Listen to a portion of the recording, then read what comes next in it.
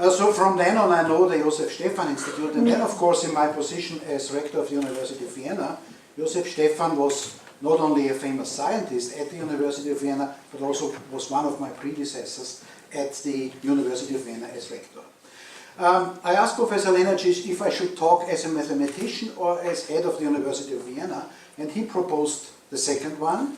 So I will, but I will try to say a little bit about the kind of mathematics I have been doing and what I find important in mathematics, since I'm doing actually applied industrial mathematics, which is something quite close to what many in your institute also do. So I will talk about some history of the University of Vienna, and I will go quickly through these because you know these things. Universities in Europe today, challenges and chances, the Special Horizon 2020, but then I will mostly focus on the Austrian situation, higher education and research in Austria, and then I will take a sidestep to the institute I founded, the RICAM Institute, the Radon Institute for Computational and Applied Mathematics. We'll a little bit try to explain what we are doing, although I'm not heading this institute anymore, of course. Then switch to the University of Vienna, which is one of the oldest and also actually largest universities in Europe. Explain a little bit the governance structure and give you an overview of what research and education at the University of Vienna is. And then a little bit close with Josef Stephan, his role at the University of Vienna, and try to indicate fields where I think further cooperation with the Josef Stephan Institute might be possible. So, historical background. Universities in Europe are quite old, of course. The first one, 1088, Bologna, Paris, Oxford, Cambridge, then Prague, a little bit before Vienna. Vienna was founded 1365, 1 year actually after Krakow. So we celebrate our 650th anniversary next year. There will be a quite huge program. Not only celebrations, but we will take this opportunity mainly to explain to the public, and therefore indirectly also to politics, what the role of universities is, should be, and why actually taxpayers should finance universities. Ljubljana was founded, of course, in 1919.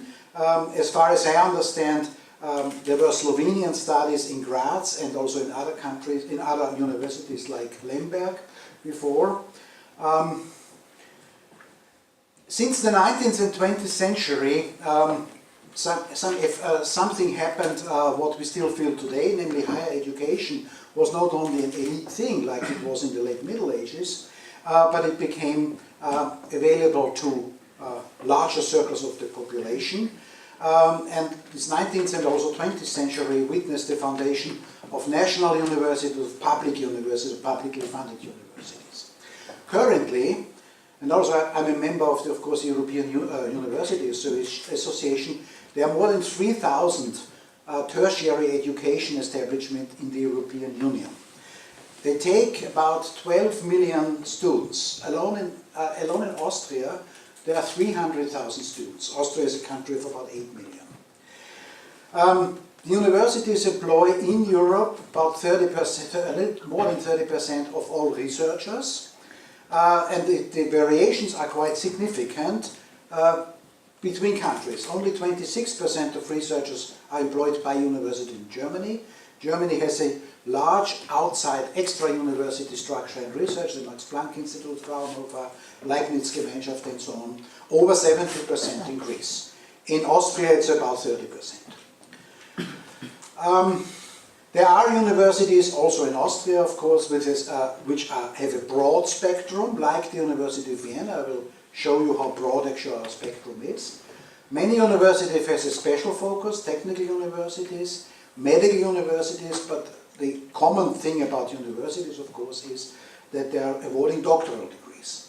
In the last 10-15 years, there has been another type of tertiary education enterprises starting, what we call in German Fachhochschulen, or universities of applied sciences, which give mainly vocational degrees in engineering, business, also a little bit law, health professions, but do not award doctoral degrees. Of course, there is currently discussion, mainly in Germany, also in Austria, that these specialized universities also aim at awarding doctoral degrees. Research has been developed largely from the 17th, 18th centuries in research institutes, especially academies of sciences, Russian Academy of Sciences, the Royal Society. Also the Austrian Academy of Sciences is of a type which is not only a scholarly society, but also holds research institutes, like also the Slovenian Academy of Sciences has, and the Russian Academy, and I will come back to this later. Structures in education and in research have been quite diverse in Europe, of course, and it's a big enterprise in the last 10-15 years to try to sort of harmonize both research and especially education in Europe. The aim still is the European higher education area and the European research area, but we are still not there. There are still many inconsistencies, especially in research systems like mobility of researchers. We feel that every day, even in Austria, and also mobility of students, which is further developed than the mobility of researchers. Most universities, at least in the old countries of the European unities, have now turned to the 3-cycle degree structure. In Austria, we have started this process about 15 years ago and have nearly completed it, but there are some fields like medical studies and law studies where we still have the old diploma doctorate system, and for the time being we will also keep that. As I said, a main restriction to the European research area is legal and financial obstacles to researchers' mobility. In Austria, for instance, when we hire 2/3 of our professors at University of Vienna, we hire from outside Austria. But there are incompatibilities in the pension system and many other things which make it quite difficult for doable. What is very important for universities to recruit internationally. In Austria, newspapers are now always writing about brain drain, because of course a lot of Austrians go to other countries, to America, to other European countries. But this mobility is something quite good, but what we need is to attract not only those people leaving our country back to our country, but attract people from other countries, and we call this brain circulation. So we want to attract as many people from other countries to research jobs and teaching jobs in Austria, then leave the country to keep sort of the right balance. Currently more researchers are leaving than are coming. The European research area might be helping here, especially European funding like ERC. Horizon 2020, we all don't know yet what it will bring in reality. Will be a big challenge for all of us, with a budget of over 70 billion euros. For the University of Vienna, with its broad fields from social sciences through natural sciences to life sciences, it will have some opportunities, because in Horizon 2020 projects, actually one is required to integrate natural sciences with social sciences or with humanities. So we are very well positioned for that in theory, but to do it in reality will still be a big challenge. What has been very important for Austrian universities in the last 2 years was European Research Council funding, ERC. University of Vienna has about, I think not about precisely, 25 ERC grants so far. All over Austria there are about 100, and that has really, in addition to the money that these projects bring in, changed sort of the structure, because now it's visible where the good research is done, where the excellent research is done, and that changes the structure at universities. We have been in some cases also successful to attract ERC winners actually with their grants to Vienna, although this is still the exception. Structural funds is something where I have some hope that they will in the future also be more usable for research. As you might know, currently the European Union Commissioner who is in charge of structural funds is still Johannes Hahn. This might change in a few weeks, I don't know. But he has been formally, before he had got his job as European Union Commissioner, he was Austrian Federal Minister of Science and Research. And that actually, this experience has some impact about the policies in the structural and cohesion funds, because The aim there is at least to spend more of these funds, and this is actually one of the largest funds in the European Union budget for research-related activities. I hope that also in the next Commission this policy will actually upheld and will have some effect. Turning to Austria, higher education in Austria.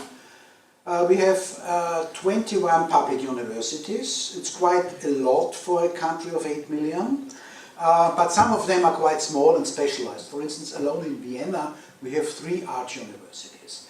There's the University for Music, which is quite famous and attracts a lot of Korean and Chinese and Japanese students.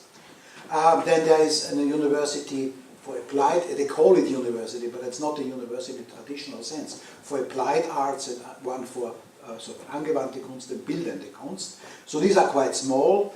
Then there's the big University of Vienna, there's the Technical University of Vienna, there is Wirtschaftsuniversität, Economics and Business Administration, Veterinary Medicine. So alone in Vienna it's about 7 universities, one of them very big, others very specialized, or close to Slovenia in Graz, there are at least 3 universities, music, the Technical University, the University of Graz. And there is not as strong as in Germany, but still some structure of research institutes, especially by the Austrian Academy of Sciences, but also a new institute, which I will talk about a little bit about later, the so-called IST, Institute for Science and Technology of Austria. And then, according to statistics, there are more than 3,000 private companies who do some kind of research. Of course, whatever statistics calls research. And then, in addition, there are 35 of this new type of universities of applied science. Some private universities, which are usually very specialized and small, but some of them now have developed in the field of medicine, because there is, of course, a lot of financial gain to be made there. Studies in Austria are free, except in certain cases, but this, access to medical universities is strongly restricted. So, according to this, there have been now 2 private medical universities, one already since a few years, one newly established, which charge about 10,000 euros per year, and I think this is a quite questionable thing. Okay, so Austria and Slovenia are quite close as far as they're nearly identical as far as their statistical research spending is concerned as a percentage of the gross national product, 2.8 in the same case. In Austria, research is financed by private companies to more than 40%, but again, whatever statistics calls research, I think it's quite strange statistics, because it's maybe mostly development. The public sector, mainly the university, is about 40%. As I said, there are private and public research institutions like the Austrian Academy of Sciences, ISTA. That's an institution which has been founded about 10 years ago under the label Excellence University. Although it's not really a university, they have only some masters and mainly PhD students, but they hire with very competitive terms internationally. Although it cannot yet be judged if this experiment will be successful. They get huge funding because it's located sort of in the Vienna woods, far away from the city, in a quite isolated location, and the contacts to the rest of the Austrian science community are not yet very strong, but they have hired excellent people. Ludwig Boltzmann Gesellschaft, the Institute for Applied Systems Analysis in Luxembourg, actually international enterprise. AIT, that's Cyberstorf, sort of a natural science related research and development institute, and so on. So as an example, I will show you one institute of the Austrian Academy of Sciences. The Austrian Academy of Sciences hosts 27 institutes.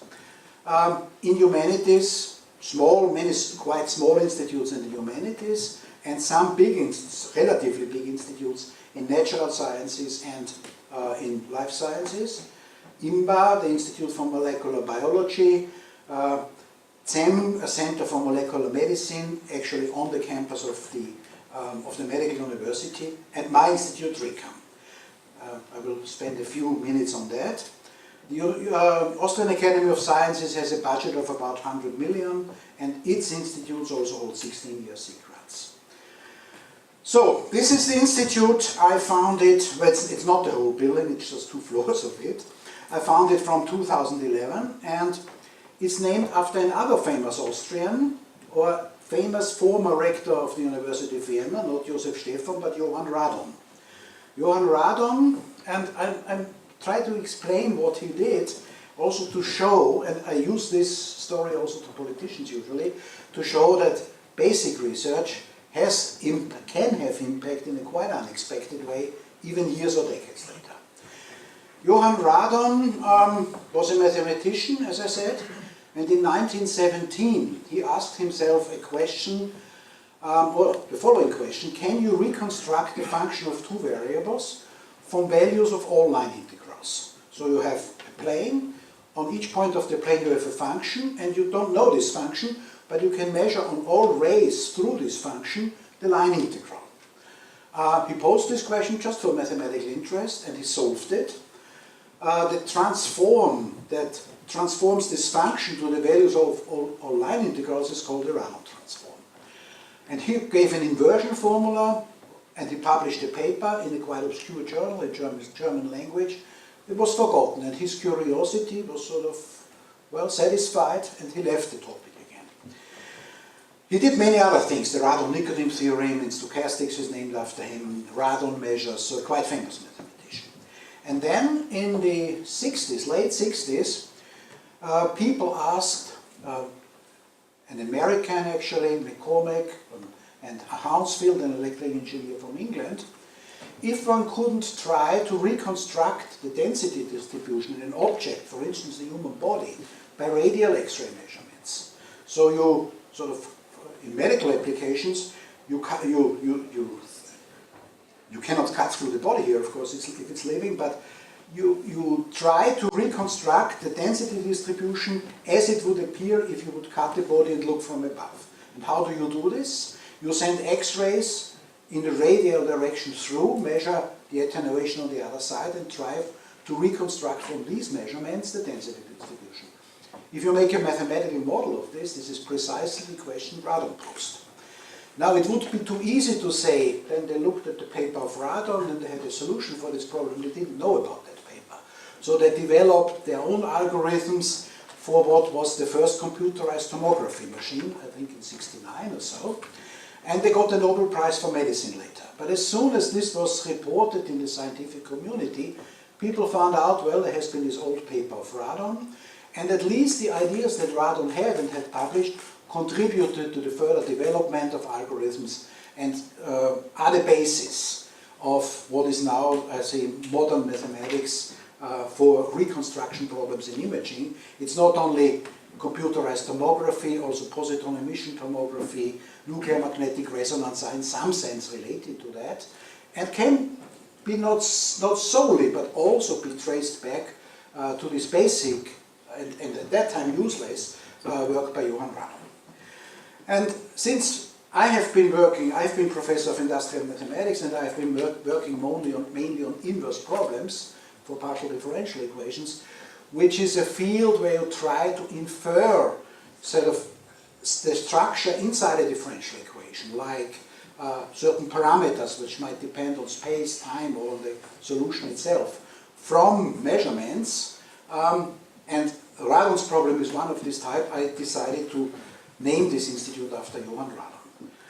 This institute, of course, still exists. I mean, I've been director until I became rector of the University of Vienna.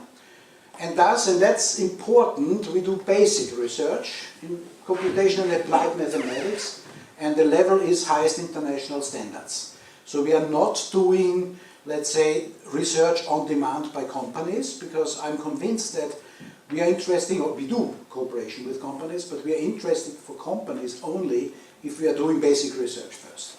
But of course, basic research in applied mathematics still means that you have some goal. It need not be a goal from applications, but it needs to be certain efficient algorithms for a certain type of problems. So we obtain our motivation also from challenges in other scientific fields. There's a lot of cooperation with physics, chemistry, also life sciences, and industry. And it's a quite big institute, so the important thing, or the existence for setting up such an institute in Linz, it's in Linz, not in Vienna, is that you will see which groups they have, that not only the groups do good research in their own, but the basic reason for existence is cooperation between groups in mathematics, in different fields of mathematics, which is also not as easy, although one would think mathematics is one field. Very many diverse subfields, and to cooperate with somebody from a different subdiscipline is also not easy. In addition to having staff, we also do what we call special semesters. Once a year there is a special semester on a certain topic. I will give you a list. Personnel structure, postdocs, so strictly limited positions, up to 6 years, and actually very international, from all over the world, but also PhD students with funding from funding agencies who get their degree, like here at the Stefan Institute, from the neighboring university in Linz. So the groups now are computational methods for what we call direct field problems, so this is a code word for computational methods for partial differential equations. Inverse problems, my own field, which is now taken over by a student of mine. Symbolic computation. In Linz, symbolic computation, so where I do computation sort of with formulas, not with numbers, has always been a very strong field. Bruno Buchberger, who invented one of the key algorithms in this field, has been at Linz, is now retired. What is important for us is the combination between numerical methods, computational methods, and symbolic computation. Numerical methods, but also analysis of partial differential equation, optimization. There's a colleague from Graz, Karl Kunisch, from University of Graz. Imaging, mathematical methods of imaging with applications mainly in medical imaging. Then we have set up a group in Vienna, because there is no basis for this in Linz, on mathematics in molecular and systems biology. This sort of should serve as a mathematical competence center for all the Bio-Institute of the Academy in Vienna. A transfer group. This is a group which actually cooperates with co-funding with industry.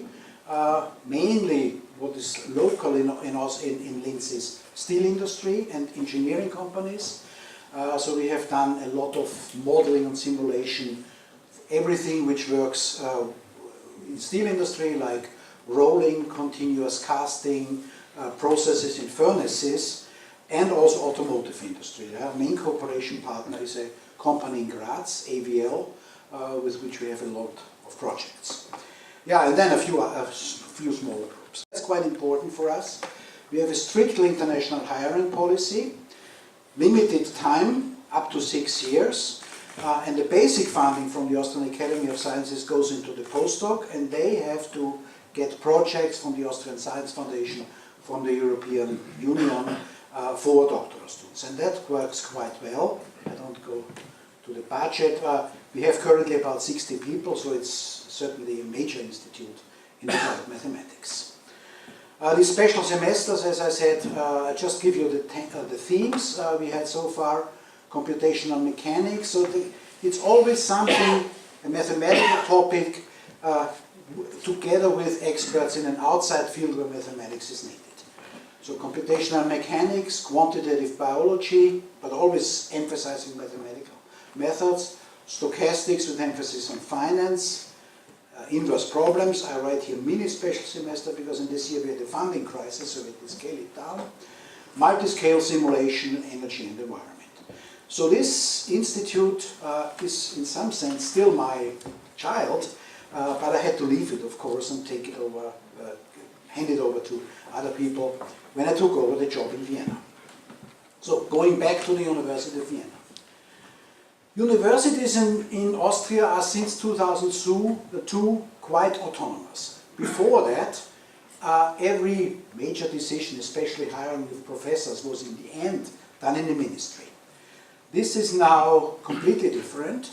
So we have, of course, we are still financed to about 75% directly by government funds, but this is done in a way that we have sort of a contract, a performance contract for 3 years, and a fixed amount of money for 3 years with no earmarks. So we get, just to give you an order of magnitude, about 500 million euros per year. Government funds is about 350, and there's no earmarks what we have to use the money for. But of course, the contract states outcomes, what we have to do, which field of study we have to offer, at least in broad terms, success parameters in research and so on. And in the end, we have, actually, there's always a monitoring process. We have to justify the funding, not how we spend it in detail, but the result. And that gives us a lot of freedom. For instance, hiring of professors is now totally done internally. There's a faculty committee. The faculty committee suggests, as usual, a name of 3 people based on external referees. And then I can decide out of this list of 3, so it's sort of a double process, faculty plus rectorate. And then the contract negotiation, salary, everything is just done by the university. And that gives us actually opportunity to make quite competitive hiring. So the university is governed by the rectorate. This is a rector and in our case 4 vice rectors. University supervisory board, which one of the most important things to appoint the rector, to approve the yearly budget, not in details but in big terms. And for certain higher investments we have to get approval by the university board. And the Senate. The university board is all outsiders, 9 people. The Senate is elected from inside the university, and it's mainly responsible for the teaching programs. So what is important for us is financial autonomy. But of course it's also a lot of responsibility. Personnel autonomy, we decide on, 10 years ago there was a personnel plan which was actually written in the law, where each position was written in the law and was determined by the law and was decided by the ministry. Now it's completely free. We can use money for buying computers, supercomputing, or for hiring professors. Of course, we have an overall limit of money we have, and we have to cope with that money. As I said before, 2/3 of our newly appointed professors come from abroad. About 1/3 from Germany, Switzerland, so German-speaking. The other 1/3 from all over the world. We hire people from America, from England, and especially in humanities. Vienna is quite attractive for Americans because of its history and all of its archives. And a prerequisite for that, of course, is that it's not required that teaching is done in German only. We usually require our professors to understand German or to be able to teach in German, at least basic courses, within 3 years. But when they come, there's no language requirement. And that's until 10 years ago, 15 years ago, by law, teaching at universities had to be in German. And of course that was a restriction to international recruitment. So, as I said, the oldest university in the German-speaking world, and also one of the largest, and I'll show you this number. It's just incredible, 92,000 students. And it's every American university president that tells this, it just doesn't believe. And this is actually one of our biggest challenges. How can you deal with 92,000 students? Why do we have 92,000 students? We had about 60,000 a few years ago. Because we are completely open. Anybody with a high school degree can come, except in a few fields. Medicine is of course not open. Psychology. For psychology, for instance, this year we have 500 places, we have more than 5,000 applications. If we wouldn't have restrictions, we would have 5,000 psychology students. We have 15,000 beginners each year. So along the administrative structure to deal with such exploding numbers of students is quite difficult. So there's open access to the university, and of course, by law, we have to be open for all European Union citizens, which is good. But Germany is 10 times larger and has in most fields restricted access. So we have a lot of overflow from German students coming to Austria because they cannot enter in Germany. We like German students, of course, but we would not like to have so many bachelor students. We would like to have the emphasis more on masters and PhD students. But that's the situation like it is. Salzburg and Innsbruck are close to the German border. They have in absolute numbers less students, but there are even more German universities than we are. A lot of programs. We are large also as far as staff is concerned. This number is a little bit more now, 6,800 academic staff, a total of 9,000 employees, so we are, after the city of Vienna, we are the largest employer, larger than Siemens Austria, in Vienna. And this is, of course, gives a lot of challenges to administrating such a thing. No fees, except for non-European citizens, but also for those it's quite cheap, 700 euros per semester. European Union citizens are free. After Austrians and Germans, the largest student population is already Turkish. Not Turks who grew up in Austria, but Turks from Turkey. Somehow Vienna seems to be an attractive place today. We have some, about 20% of all courses are non-German, mainly English, but not only, there are some in French. 12 master programs entirely taught in English, and one together with the University of Ljubljana at least. There's this master program in cognitive science, which is together with Ljubljana, Zagreb, Bratislava and Budapest, and Krakow, I think. As I said before already, 6,800, 25-year C grants.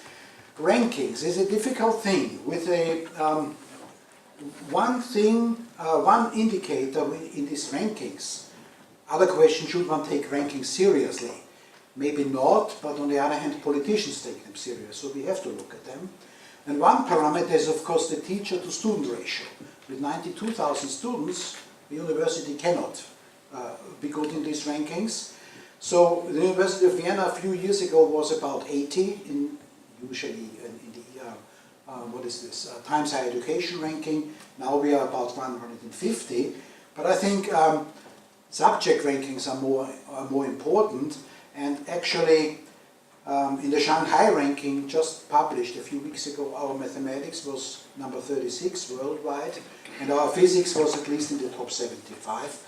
Natural sciences at least in the top 100. So, and I want now to point out, well, there's one transparency missing actually. Our faculties are missing. Oh, okay, so I try to... This is bad. So I try to improvise somehow. Our breadth in total is 19 faculties. So we don't have medicine, that's a separate university.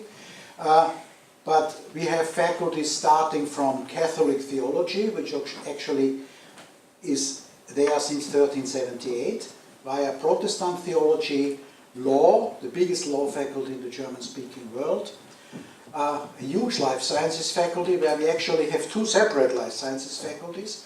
We have more traditional life sciences like botany, zoology, which is now also expanding in molecular direction, of course. And then we have a joint venture with the Medical University of Vienna, the so-called Max Perutz labs for molecular biology, where we do the molecular side together with challenges from clinical applications. We have separate faculties in physics, so we don't have one just natural science faculty. We have a faculty of physics, a faculty of chemistry, faculty of mathematics, faculty of computer science. I don't know if I will get them all. Social sciences. Social sciences is quite big. Our social sciences faculty is about as big as the whole University of Graz. So you see huge dimensions everywhere in Vienna, and I mention this because it's one of our main problems, of course, this huge dimension. Social science as well as political sciences, sociology, media and communications. Humanities is traditionally quite strong in Vienna. We have two faculties in humanities. One is philology, which has all the languages, philologies, and also linguistics. Linguistics is actually top ranked at the University of Vienna. And I don't know if that's completely true, that the Slavic Languages Institute is the biggest in the world. It's hard to believe, but definitely it's quite big. All the other languages, of course. We have a historic faculty, a Historisch-Kulturwissenschaftliche Fakultät, which is also, due to historic reasons, of course, quite big and diverse. But the main topic of research there is also Eastern, Southeastern Europe, just because of the history of the university. What else is missing? Well, we have now restructured teachers' education. We are also the largest teachers' education institution in Austria, with about 12,000 teacher students. We have now established a teachers' education center and restructured our curriculum to the bachelor's master's system. This is work in progress. We will see how it works. In all of Austria, the legal structure for teachers' education has been rearranged. Now, university, okay, so I know what has been written here. Examples for strength of contact for further cooperation with Joseph Stephan Institute.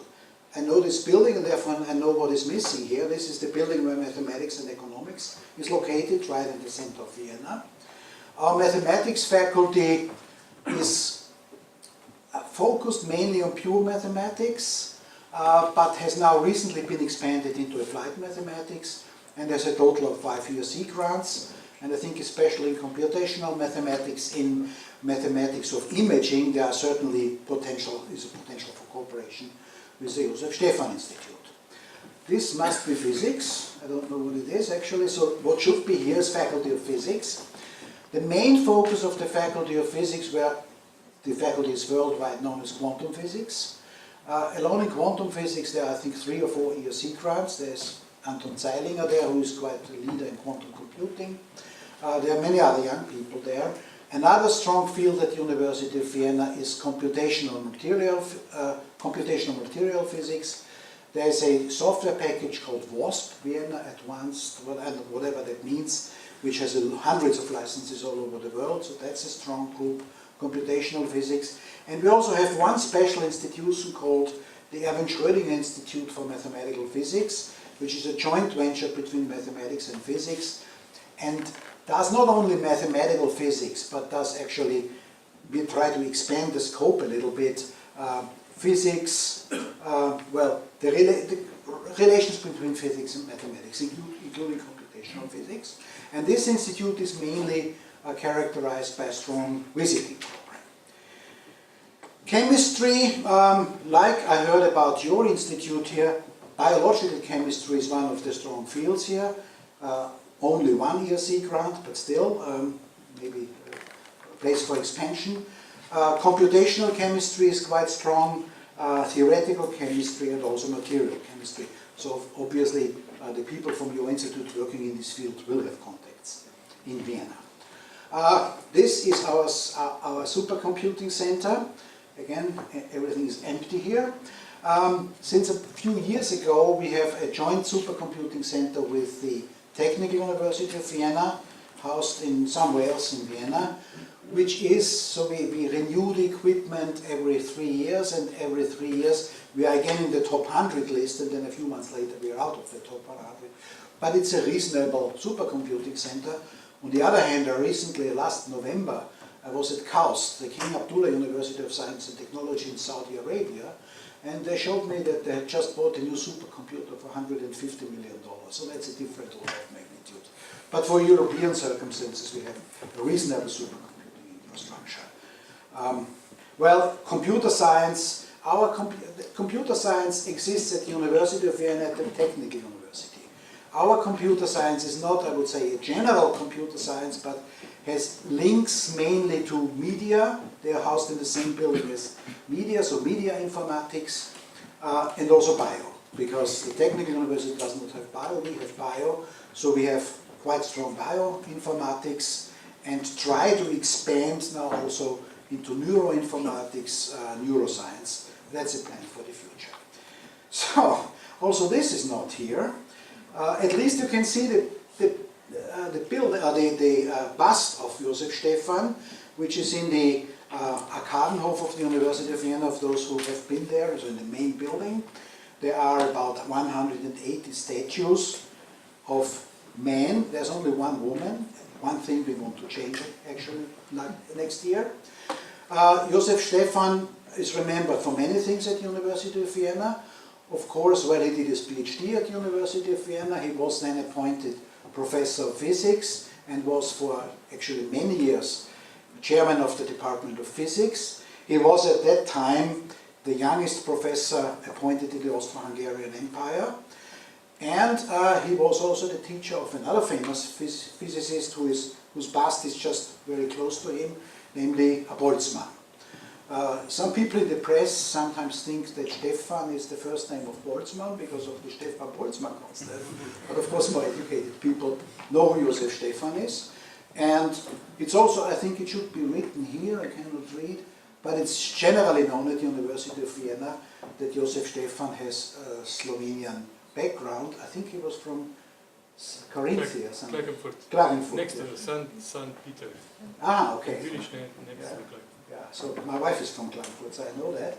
But he was a Slovenian and he spoke Slovenian, and that's well remembered at the University of Vienna. So I'm sorry that these last transparencies didn't have the full text, but anyway I tried to sort of improvise, and thank you for your attention with a view to the University Library of the University of Vienna. Thank you.